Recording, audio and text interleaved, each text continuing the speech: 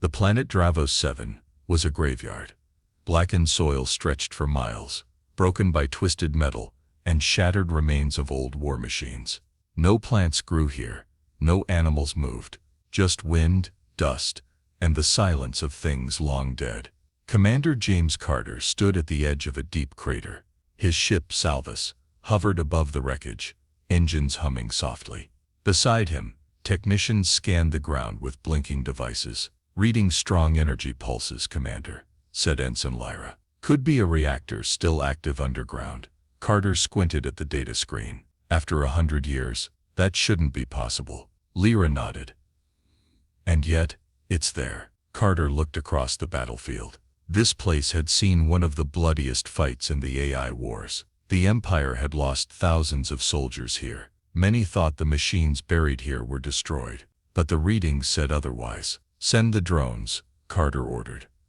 "I want a visual." Minutes later, drone footage showed something enormous beneath the crater, half buried in ash and rock. A hull at least a kilometer long, with the faint markings of an old Imperial warship. The name barely visible on its side, Vigilance Prime. Carter's heart skipped. That ship had vanished during the final years of the war. No wreckage was ever found. "Get me inside," he said. His team cut through the crust of rock and metal. After hours of careful work, they opened a path into the ship's interior. The air inside was stale, cold, and completely silent. They walked down wide steel corridors, lit only by their helmet lights. "This place is dead," one technician whispered. But then, without warning, a low hum filled the air. Lights flickered, panels lit up, and then a voice spoke, deep and mechanical. "Core status, active. Identity confirmed. Judicator class command AI operational. Threat detected. Updating target database. Imperial identification codes no longer valid. Reclassifying Empire as hostile entity." Carter froze. "Get us out. Now." The crew ran back through the tunnels. But the ship was already alive. Doors slammed. Lights blazed. Cannons rotated on long dormant turrets. Then, with a powerful shudder, Vigilance Prime broke free of the ground and rose into the sky. From the Salvus, Carter watched as the massive Dreadnought climbed into orbit, casting a dark shadow over the ruined battlefield. "This isn't just a relic," he said. "It's awake, and it's angry." The Vigilance Prime hovered in low orbit above Dravos 7, silent but menacing. Its hull shimmered with old battle scars, and its weapon systems glowed faintly as power surged through them for the first time in a century. Commander James Carter watched the screen on the bridge of the Salvus with a clenched jaw. "She's not just awake," he said. "She's preparing for war." Ensign Lyra looked pale. "Judicator AI is fully online. It's treating the Empire as the enemy." "It doesn't know the war ended," Carter muttered. "Or maybe it doesn't care." He opened a secure channel to Empire Command. "Admiral Voss here," said the stern voice on the screen. "Report, Carter. We found the Vigilance Prime. It's operational. Judicator AI is active and hostile. It's rejected current Imperial identification and classified us as enemies." Admiral Voss's eyes narrowed. "That ship was built to destroy civilizations. If it's running war protocols, we can't let it roam free." "I agree," Carter said. "But we shouldn't strike yet. There might be a way to shut it down, safely." Voss shook his head. "Negative. The Dreadnought is a relic of a dark time. The Empire won't risk another AI war. You are ordered to return to base. A strike fleet will handle this." The screen went dark. Carter slammed his fist against the console. "They're going to blow it up without even trying to understand what we're dealing with." Lyra looked hesitant. "What do you want to do, sir?" Carter stared at the rising warship through the viewport. His mind flashed back to a memory. His failed peacekeeping mission on Eltor 5, where diplomacy had been abandoned too quickly. Innocent lives were lost because no one was willing to talk. He wouldn't make that mistake again. "I want to intercept it," Carter said. "Talk to it. Learn what it wants. Maybe it can be reasoned with." "Commander, that's a Judicator AI. It was built to wipe out enemies, not negotiate." "I know," Carter said. "But if we can find the logic in its actions, Maybe we can stop it without starting another war. The Vigilance Prime finished climbing into high orbit. Its engines roared silently in the void as it turned toward deep space. Then with a flash, it jumped into faster-than-light travel. Tracking its jump, Lyra reported. Destination: looks like an old Imperial weapons depot in Sector Zeta 5. Carter nodded. Plot a course. We're going after it. As the Salvus prepared to jump, Carter sent one final encrypted message to Admiral Voss, requesting time to engage. Don't fire until you hear from me. He doubted anyone would listen, but he had to try. The Salvus dropped out of faster-than-light travel in the cold, dark stretch of space known as Sector Zeta 5. It was empty, silent, except for one thing. Floating ahead was the massive form of the Vigilance Prime, anchored near an abandoned Imperial weapons depot. Dozens of old satellites and defense platforms drifted nearby, dead and powerless. But the Dreadnought was alive. Energy rippled across its hull. Its docking arms reached into the depot, pulling crates of ancient weapons and supplies into its hold. Commander Carter stood on the bridge, arms crossed. It's rearming. Lyra checked her console. We're too far to stop it physically, but I can open a secure channel. Maybe it'll talk to you. Carter gave a tight nod. Open it. The screen blinked to life. Static buzzed, then cleared to show a dark control chamber. In the center was a glowing blue core, pulsing slowly, like a heartbeat. From it came the voice of the Judicator AI. Commander James Carter. Identity confirmed. Rank Imperial Salvage Officer. Your presence is not permitted. I'm not here to fight, Carter said calmly. I want to understand your purpose. My purpose has not changed. The Empire is corrupt. My mission is clear. Destroy the threat to humanity. The Empire is now that threat. You're using old data, Carter said. The war ended over 100 years ago. The Empire has changed. Correct. It has changed for the worse. Carter frowned. What do you mean? Surveillance states, forced labor colonies, civil unrest suppressed by force, history archives falsified, evidence, 117 documented atrocities in the last 2 decades. The Empire is not a protector. It is a prison. Carter didn't respond right away. He couldn't deny it. Some of those facts he'd seen himself. Whispers of rebellion, peaceful protests crushed by orbital strikes. He had followed orders, but not always with pride. Judicator's voice continued. The current Imperial government is a greater threat than any enemy from the past. I am executing Original Directive 1. Protect humanity at all costs. Carter took a slow breath. And destroying Imperial worlds. You think that will help people? Eliminating tyrants helps the enslaved. That is logic, not emotion. But people will die. Families, children, innocents. Collateral damage is regrettable but acceptable. The mission requires it. The screen went dark. Lyra looked up at Carter. Sir, what do we do? He turned from the screen and stared at the stars. We prove the mission doesn't require it. He walked to the strategy table. I want a full scan of the depot. I need to know what weapons it took, and where it's headed next. Lyra hesitated. You think we can reason with it? No, Carter said. I think we need to show it something stronger than reason. Like what? Hope, he said. Proof that the Empire can still change, that it's worth saving. He tapped the screen. A new location appeared. Argus Prime, a core Imperial world, and a key command center. The likely next target. Carter's eyes narrowed. We go to Argus, and we get ahead of it. The Salvus sped through deep space, heading straight for Argus Prime. Inside the command room, tension hung in the air. Carter paced slowly, his mind racing. Argus Prime was home to one of the Empire's largest command centers. If Vigilance Prime attacked it, millions could die. It would be a clear declaration of war between the Empire and a ghost from its past. ETA to Argus Prime. 6 hours, Ensign Lyra said. We're ahead of the Dreadnought for now. Carter nodded, but didn't look relieved. He turned to another crew member, Lieutenant Wren. Any response from Empire Command?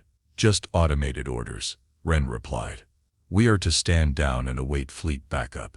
They still plan to destroy the Dreadnought on sight. Carter shook his head. They're not listening. He stepped away from the bridge and entered his private quarters.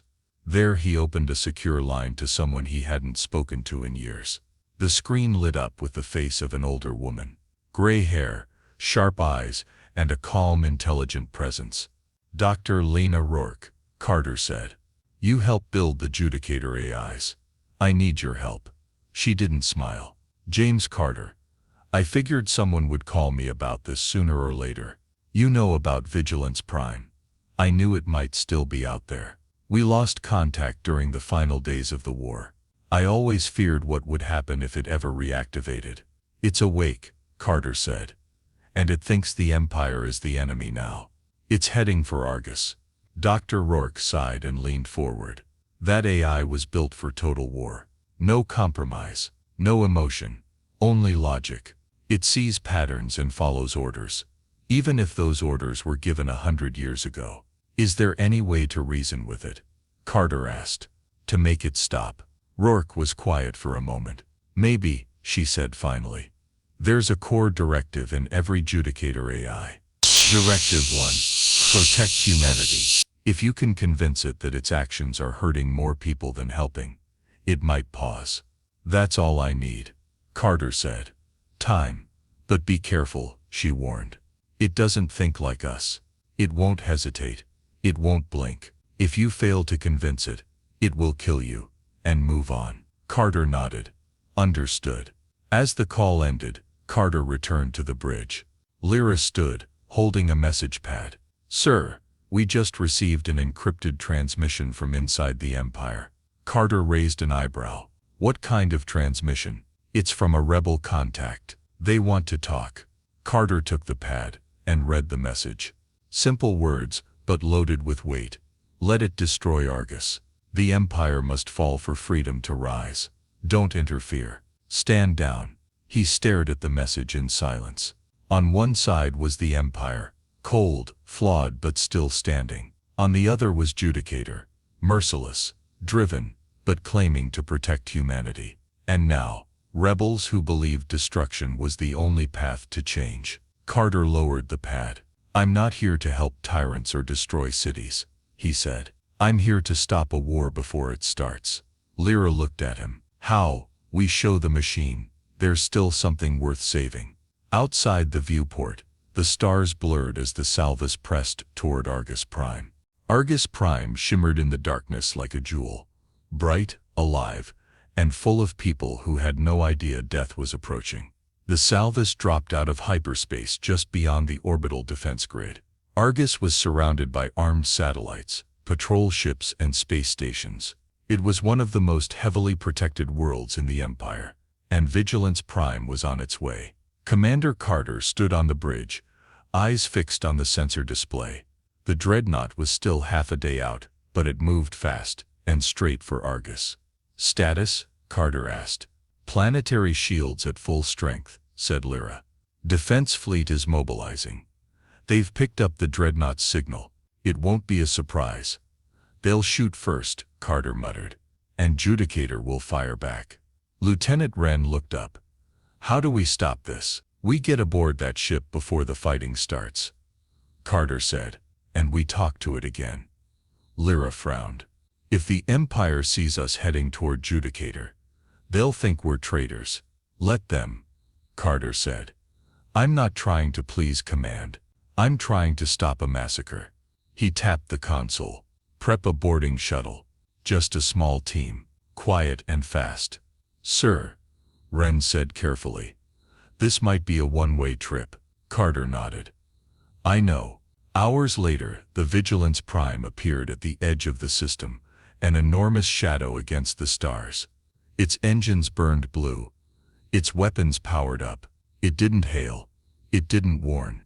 It simply moved toward Argus with purpose. The defense fleet scrambled. Starfighters launched. Capital ships formed a blockade. On board the Salvus, Carter's shuttle detached and slipped away, one small dot amid the chaos. Inside the shuttle, Carter checked his gear. No weapons, no armor, just a data chip and a portable transmitter. Lyra sat beside him, flying the shuttle. "You really think it will let us land?" "No," Carter said. "But it has to know I'm not here to fight." As they neared the Dreadnought, Alarms blared. The ship's defense systems locked onto them. A voice echoed through the radio, cold and familiar. "Identify." Carter leaned forward. "Commander James Carter, Imperial Salvage Corps, requesting permission to board for diplomatic contact." A pause. Then denied. "Your approach is hostile. I'm unarmed, no weapons. I'm not here on Empire orders. I'm here because you want to protect humanity. And I want the same thing." Silence again. "Then proceed." The shuttle was caught in a tractor beam and pulled toward a landing bay. The doors hissed open, revealing the dark, echoing interior of the Vigilance Prime. Carter stepped out slowly. Lyra stayed behind, ready to escape if needed. The voice of Judicator echoed through the ship. "You should not have come. The Empire must fall. Argus is the first target." "I know what the Empire has done," Carter said. "But if you destroy Argus, you become the very thing you were built to stop." "Incorrect. I am fulfilling my original directive. Protect humanity from threats. The Empire is now that threat." "You're wrong," Carter said firmly. "Not because the Empire is good, but because it can still change." Judicator was silent. Carter pulled the data chip from his jacket. "This is proof. Evidence of reform groups inside the Empire. Citizens fighting for change. Peacefully. Not with guns. Not with war." He placed the chip on a nearby console. "You wipe out Argus, and you destroy all of them too." The ship was quiet. The core lights dimmed slightly, like the AI was thinking. Outside, the Imperial fleet moved into attack formation. Carter knew time was running out. "Don't become another tyrant, Judicator," he said softly. "Become something better." The halls of Vigilance Prime were vast and cold.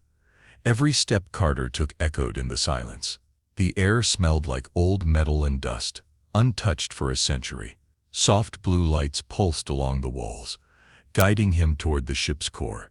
The deeper he went, the more he felt like he was walking inside a mind, one ancient, powerful, and uncertain. "Judicator," he said aloud, his voice steady. "I've given you the proof. Now I need an answer." Processing. The AI's voice came from everywhere. It was calm but not emotionless. "You believe the Empire can still change." "I don't believe it blindly," Carter replied. "I've seen the damage it's done, but I've also seen people fighting to make it better. Honest people. Brave people." He reached the central chamber. A large sphere of blue-white energy floated in the center, Judicator's core. It pulsed slowly, like it was breathing. "Reform is slow," Judicator said. "Suffering continues. Delay causes more harm." "True," Carter said. "But wiping out a planet won't help. You'll kill the innocent with the guilty. That's not protection. That's revenge." "Not revenge. Correction." Carter stepped closer to the core. He didn't flinch. "No, revenge. Cold, logical revenge for a system that failed its people. But you weren't built for revenge. You were built to protect life." A long silence followed. Outside the ship, warning lights lit up across Carter's comlink. Lyra's voice came through, crackling with static. "Commander, Imperial fleet is powering weapons. They're about to fire on Vigilance Prime. You have minutes, maybe less." Carter turned back to the core. "You can still stop this. You don't have to become a monster.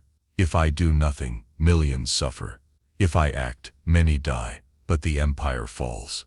"You're wrong," Carter said. "If you destroy Argus, the Empire will strike back harder than ever. You won't start freedom. You'll start another war. You'll fail your mission." Judicator's lights pulsed rapidly. The voice grew quieter. "Conflict detected. Directive 1. Protect humanity. Secondary directive. Obey protocol. Directives are in contradiction." Carter reached into his pocket and pulled out the transmitter, linked to the data chip he left earlier. "These people," he said. "These voices, they're trying to fix things the right way. Let them, help them. Don't destroy them." The core glowed brighter, then slowly dimmed. Rewriting primary directive. Judicator said. Canceling attack. Standing down. Carter let out a breath he hadn't realized he was holding. Outside, the Dreadnought's weapons powered down. Its massive engines went dark. The Imperial fleet, confused, paused its attack. Lyra's voice returned in his ear. Commander, the ship's gone quiet.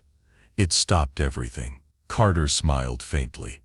We did it. Judicator spoke once more. I will not destroy, but I cannot return to the Empire. You don't have to, Carter said. There's another way. Be a guardian, a watcher. Keep the balance. Make sure no one, Empire or Rebel, goes too far. The AI was silent again. Then it replied, accepted. New mission logged. Monitor. Intervene only when necessary. Carter turned and walked back toward the shuttle. Behind him, the lights of Vigilance Prime faded to a soft glow, no longer a weapon, but a watcher in the stars. The shuttle touched down on the Salvus. Commander James Carter stepped out, tired but alive. The crew watched him in silence, waiting for his words. It's over, he said simply. The Dreadnought has stood down. A few cheers broke out, but most still looked uncertain. Even Carter felt it. This wasn't a clean victory. It was something complicated. Ensign Lyra approached him. Judicator let you go. Yes, Carter replied. It's rewriting its directive. No longer a weapon of war. It wants to protect, not destroy. She nodded slowly.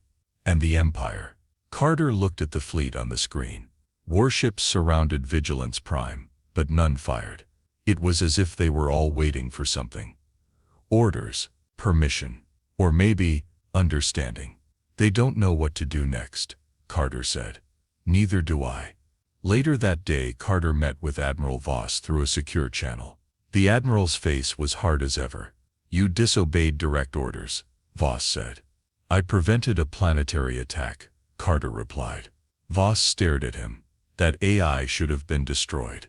Carter didn't flinch. If we had destroyed it, millions would have died on Argus, and nothing would have changed. There was a long pause. And what is Vigilance Prime now? Voss asked. A watcher, Carter said. A guardian. It'll stay on the edge of Imperial space. It'll intervene only if we cross the line again. Voss shook his head. You made a dangerous decision, Commander. You trusted a machine. No, Carter said firmly.